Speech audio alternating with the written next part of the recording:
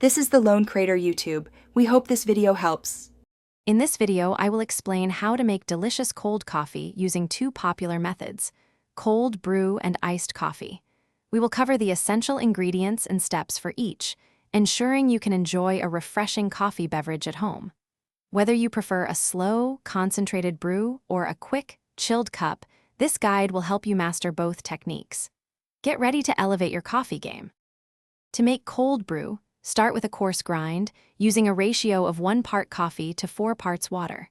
For example, use 1 cup of coffee grounds with 4 cups of water.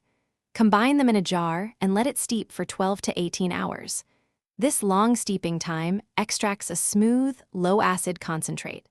Afterward, strain the mixture thoroughly to separate the liquid concentrate from the spent grounds. For quick iced coffee, brew your regular hot coffee, perhaps a stronger batch than usual. Once brewed, you can rapidly chill it by pouring it directly over a generous amount of ice in a heat-safe glass. Alternatively, let it cool slightly before refrigerating. Serve this chilled coffee over fresh ice, then customize it with your preferred amount of milk, cream, or a touch of simple syrup for sweetness. For the best results, always use fresh, high-quality coffee beans. A medium to dark roast often works well for cold coffee.